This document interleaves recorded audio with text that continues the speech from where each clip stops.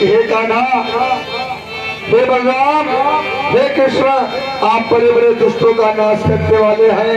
भैया हमें भूख लगी है, भूख शांत करने की व्यवस्था करो। भगवान ने ग्वालों से कहा, यहाँ से कुछ दूर पर ब्राह्मण यज्ञ कर रहे हैं, उनसे भोजन मांग लो। ग्वाल गए, परंतु ब्राह्मणों ने भोजन नहीं दिया। पुनः गोविंद ने ग्वालों को ब्राह्मण पत्नियों के पास भोजन मांगने को भेजा।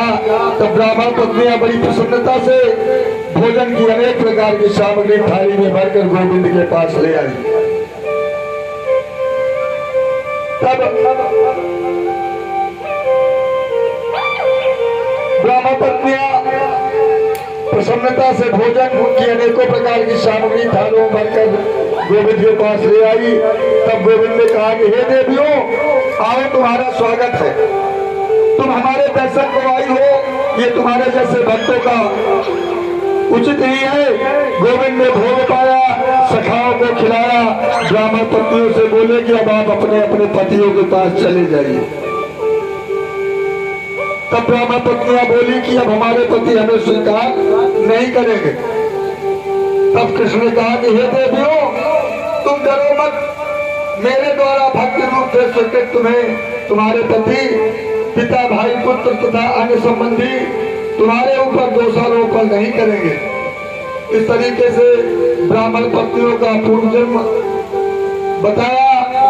पूर्व में सप्त ऋषियों की पत्नियां थी।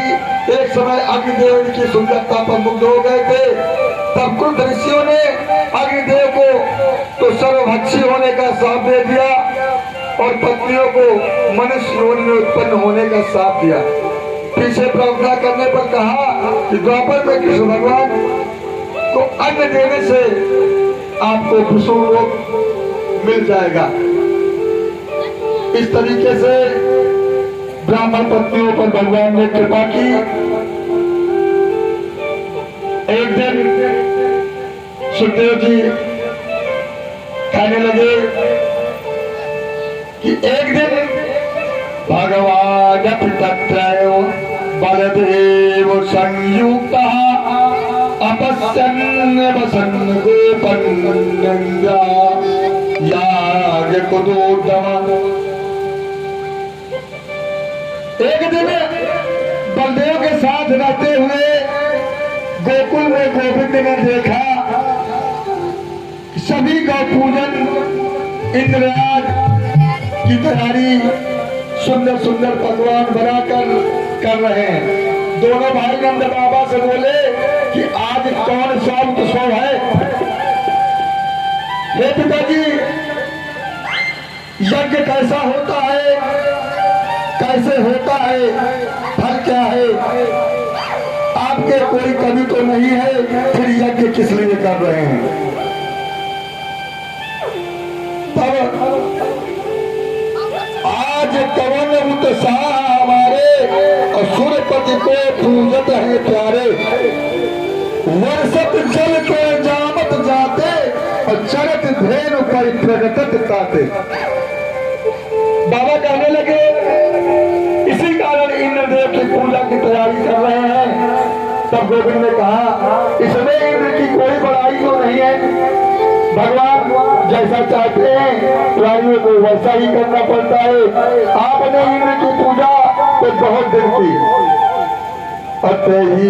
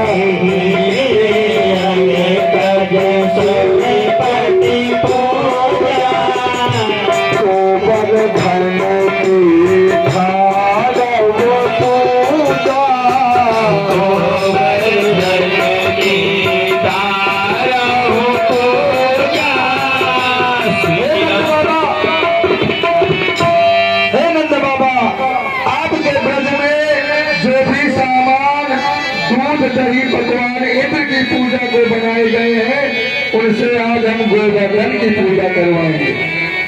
ये पिताजी सभी प्राणी कर्म का अनुवर्तन करते हैं। स्वभाव से जैसा पड़ा है उसे पलटने की सामर्थ्य इंद्र में कहा है। तब भगवान ने कहा कर्मणा जायते जंतु कर्मैव बलीयते सुखम दुखम भयं क्षेमं कर्मैव विपद्यते। जीव कर्म से ही उत्पन्न और कर्म से ही नाश को प्राप्त करता है। सुख दुख भय और कल्याण सभी कर्म से ही उपलब्ध होते हैं महाराज। कर्म प्रधान विश्व रचयिता